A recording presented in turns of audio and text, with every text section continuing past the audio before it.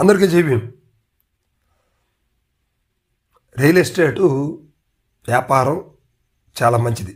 ఒక సినిమాలో అల్లరి నరేష్ ఒక మాట చెప్తాడు.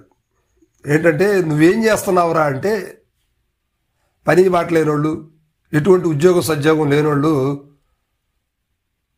వైట్ అండ్ వైట్ వేసి చేతికి కడియం పెట్టి తిరుగుతూ ఉంటారే రోడ్డు మీద, ఆ పని చేస్తున్నా అంటాడు. ఏం పని రాదంటే, అదే పని బాట లేని వాళ్ళు చేసేది రియల్ ఎస్టేట్ అంటాడు. సో ఇదే రియల్ ఎస్టేట్లో కుప్పగూలిపోయి సర్వనాశనం అయ్యి సర్వస్వాన్ని కోల్పోయినటువంటి వాళ్ళు ఉన్నారు. ఇదే రియల్ ఎస్టేట్లో ఒంటి మీద సరైన బట్టలు లేకుండా మార్కెట్లోకి వచ్చి కోట్లు సంపాదించి నేడు రాజకీయ నాయకులే, ఎమ్మెల్యేలు, ఎంపీ లేని పరిస్థితులు కూడా చాలా మనం చూసాం. ఇంకా దాని గురించి ప్రత్యేకంగా చెప్పే అవసరం లేదు. చాలా మంది వ్యక్తులు, అలాంటి వ్యక్తులు ఉన్నారు. సో ఒక మాటలో చెప్పాలంటే, ఇప్పుడు మనం చెప్పుకో ఏదైతే ఒక లైన్ విషయం ఉందో అదే రియల్ ఎస్టేట్. సో ఇక రియల్ ఎస్టేటు చేసే ఏజెంట్స్ చాలామంది ఉంటారు. అవి కొన్ని మల్టీనేషనల్ కంపెనీస్ తరఫున ఆ వందల ఎకరాలు వేసేసి వాటిని మార్కెట్ చేయడానికి మార్కెటింగ్ స్టాఫ్ని, కొంతమందిని ఫీల్డ్ స్టాఫ్ని పెట్టుకుంటారు. వాళ్ళ ద్వారా మార్కెట్ చేస్తారు. సో ఇదంతా మామూలు కామన్గా జరుగుతూ ఉంటుంది.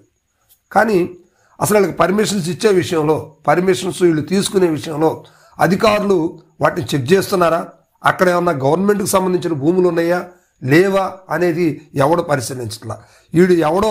వీడికి ఒక డాక్యుమెంట్ ఇస్తాడు, అది ఫేకో రీలో ఎప్పుడు చూసుకుంటారంటే, వీళ్ళు రిజిస్టర్ ఆఫీస్కి వెళ్ళి చెక్ చేసుకుంటారు, ఈసీలో చెక్ చేసుకుంటారు. అంతా మొత్తం అయిన తర్వాత వాళ్ళు ఒక లాబింగ్ చేసుకుంటారు. ఇదిగో ఇన్ని ఎకరాలు, ఒక 10 ఎకరాలు మా సొంత ల్యాండ్, ఇది మేము మీకు అమ్ముతున్నాం. సో పక్కనే 5 ఎకరాలు ఉంది ప్రభుత్వ భూమి, దాన్ని ఇంతవరకు ఎవడు పట్టించుకోలేదు. ఒకవేళ ఎవడన్నా బలహీనుడు ఆ భూమి మీద ఉన్నా కూడా వాడిని తోసిపారేయడం, వాడిని ఏదో కేసులో ఇరికించడం, వాడిని బ్లాక్మెయిల్ చేయడం, భయపెచ్చడం చేసేసి దాంట్లో కొంత భాగాన్ని లాగేసుకుంటారు. 10 ఎకరాలు కోట్లలో వాల్యూ ఉన్నప్పుడు 2-3 ఎకరాలు కలవటం వల్ల వీళ్ళు ఇంకొంచెం పెద్దోళ్ళు అవుతారు కదా, కొన్ని ప్లాట్లు ఆ ఏరియాలోకి ట్రాన్స్ఫర్ చేస్తారనమాట. సో ఇలాగా ఇక్కడే కాదు, రియల్ ఎస్టేట్ అంటే ఎక్కడైనా కూడా ప్రభుత్వ భూములు ఉన్న పక్కనే రియల్ ఎస్టేట్ వ్యాపారం ప్రారంభిస్తారు. ఎందుకంటే ఇది నిజం. ఎందుకంటే వాళ్ళకి యాజ్ ఇట్ ఈజ్గా కొన్నటువంటి భూమిని అమ్మితే పెద్ద లాభాలు లేకపోవచ్చు. కానీ అదే అప్పనంగా కలిసి వచ్చేటువంటి ప్రభుత్వ భూములు కొంత పక్కనే ఉన్నటువంటి వాటిని కబ్జా చేసుకొని ప్లాట్లు వేసేసుకొని అమ్మేసుకుంటే తర్వాత వాడు ఆ ప్రాంతంలో కొనుక్కున్నవాడు వాడి తిప్పలో వాడు పడతాడు. ఎందుకంటే ఇది ఒక ప్రాసెస్. సివిల్ మ్యాటర్ కోర్టుకు వేసుకుంటారు, కోర్టులో తిరుగుతూ ఉంటారు. కొట్టారా క్రిమినల్ కేసు అవుతుంది, వాడిని అరెస్ట్ చేసి లోపలేస్తారు. సో అందువల్ల ఈ ధైర్యంతో సివిల్ మ్యాటర్సే కదా, ఏమవుతుంది, ఏదైనా ఇబ్బంది అయితే తర్వాత చూసుకున్నాం. సో ఈ విధంగా రియల్ ఎస్టేట్ దందాలు మొదలు పెడుతున్నాయి. ఇది ఒక ఒంగోలులోనే కాదు, రాష్ట్ర వ్యాప్తంగా కూడా జరుగుతుంది. మరి ముఖ్యంగా ప్రకాశం జిల్లాలో కొన్ని ప్రాంతాల్లో ఇటీవల కొంచెం డిస్టర్బెన్స్ జరిగినటువంటి ప్రాంతాలు, అద్దంకి ఒకటి, తర్వాత మేదరమెట్ల ఒకటి, కనిగిరి, ఇప్పుడు ఒంగోలులో ఈ భూ కబ్జాలు అనేవి బలంగా నడుస్తూ ఉన్నాయి. సో ప్రభుత్వ భూములు ఇప్పటికే రాజకీయ నాయకులు, వారి కుటుంబ సభ్యులు, వారి అనుచరులు ఇప్పటికే చాలా వరకు మేజర్ సిటీ ప్రకాశం జిల్లా హెడ్ క్వార్టర్ ఒంగోలులో ఎక్కువగా భూదందాలు జరిగినాయి. గతంలో తెలుగుదేశం ప్రభుత్వంలో జరిగినాయి, తర్వాత వైసీపీలో జరిగినాయి, ఇప్పుడు ఇంకా ఎక్కువ జరుగుతున్నాయి. ఎందుకంటే ఇంకా ఆక్రమించుకోవడానికి సమయాలు లేవు, భూమి లేదు కాబట్టి ఉన్నదాన్ని ఏదో ఒక విధంగా రిస్క్ తీసుకునైనా సరే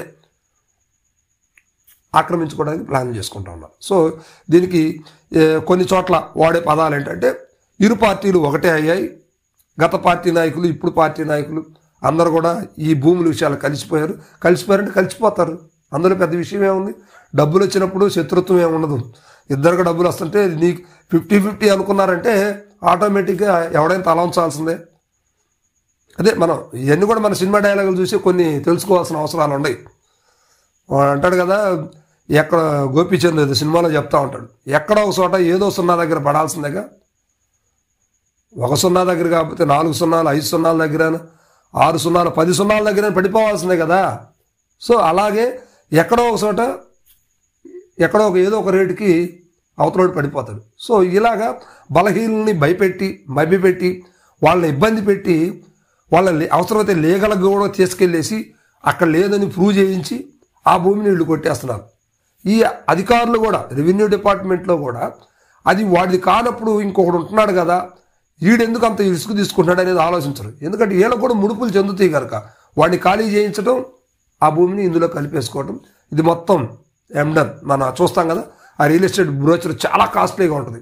బాగా డబ్బు బాగా బలిసినటువంటి వాడు వెడ్డింగ్ కార్డు వడ్డిస్తారు, పెళ్లి కార్డులు ఇట్లాంటి కార్డ్స్ని మోడల్గా ఈ రియల్ ఎస్టేట్ వెంచర్ బ్రోచర్స్ కూడా చాలా క్వాలిటీ తోటి ఆయిల్ ప్రింట్, ఫోటో ప్రింట్ కన్నా కూడా ఇంకా క్వాలిటీ వచ్చేటువంటి విధానంలో వాళ్ళు ఆ ప్రింటింగ్ ఇచ్చేసి ఆ బ్రోచర్ చూడంలోనే డబ్బు లేనివాడు కూడా అప్పు చేసైనా సరే ఈ వెంచర్లో మన ప్లాట్ ఒకటి ఉండాలి అనే విధంగా చూపిస్తారు.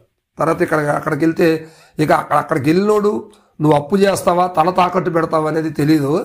మొత్తానికి ఎంతో కొంత అడ్వాన్స్ కట్టేసి టోకెన్ అమౌంట్ రాయించుకొని ప్లాట్ ఒకటి బుక్ చేసుకొని ఇది నా ఏరియాలో, ఈ ఏరియాలో నా ప్లాట్ అని బుక్ చేసుకొని రావాలి. సో ఇలా చేస్తారు. కానీ ఆ ప్లాట్ రేపు పొద్దున ఈ ప్లాట్స్ అన్నీ అయిపోయి సేల్ అయిన తర్వాత నీకు ఇచ్చేటువంటి బెనిఫిట్స్, నీకు ఇచ్చేటువంటి ఆ వెంచర్లో ఉన్నటువంటి అవకాశాలు అన్నీ కూడా ఉంటాయా ఉండవు అనేది ఎవడో చెప్పలేడు. చాలా చోట్ల డిస్టర్బెన్స్ జరుగుతూనే ఉంది. ఇక ఆ తర్వాత చూస్తే అది ప్రభుత్వం ఎవడో ఒకడు దాని మీద కేసేస్తారు, ఇది ప్రభుత్వ భూమి అని. అప్పుడు తీరా చూస్తే అది మనం కొన్న ప్లాట్ ప్రభుత్వ భూమిలో ఉంటుంది. అప్పుడు మొదలవుతుంది అసలు కథ. వీడు సూసైడ్ చేసుకోవటమా, లేకపోతే వెంచర్ వాడి మీద పోయి కలబట్టమా, కొట్టడమో చేస్తారు. సో దానివల్ల విషయం పెద్దదవుతుంది. వాడు ఎప్పుడైతే వీడు చేయి చేసుకుంటాడో లేకపోతే ఏదైనా గొడవ పెట్టుకుంటాడో అది క్రిమినల్ కేసు అవుతుంది. ఒకవేళ లేదు లీగల్గా వెళ్దామంటే లీగల్గా ఏమవుతుంది, వాడు 100 ఎకరాలు కొన్నాడు, మాకు తెలియదండి మేము కొన్నాము ఇదే జరిగింది అంటాడు. సో ఇలాగ సామాన్యుల్ని భయపెట్టేసి రియల్ ఎస్టేట్ వెంచర్లు వేస్తున్నారు. సో ఈ మధ్యకాలంలో గుంటూరుకు చెందినటువంటి ఒక పెద్ద కంపెనీ, మల్టీనేషనల్ కంపెనీ అనుకోవచ్చు, రాష్ట్రంలో చాలా చోట్ల వెంచర్లు 100 ఎకరాలు వేస్తూ పార్టీ అధికారంలో ఉంది కనుక ప్రభుత్వ భూములు కబ్జా చేసుకుంటూ వెంచర్ ప్రతి చోట ప్రతి జిల్లాలో కూడా వెంచర్లు వేస్తూ ఇటీవల కాలంలోనే మేదరమెట్ల ప్రాంతంలో కావచ్చు, అదేవిధంగా వినుకొండ ప్రాంతంలో కావచ్చు, పిడుగురాళ్ల ప్రాంతంలో కావచ్చు, ఇప్పుడు ఒంగోలు ప్రాంతంలో, మార్కాపురం ప్రాంతంలో కూడా ఈ వెంచర్లు ప్రారంభించి చేస్తున్నటువంటి పరిస్థితులు ఉన్నాయి. సో దీనివల్ల చాలామంది నష్టపోతున్నారు.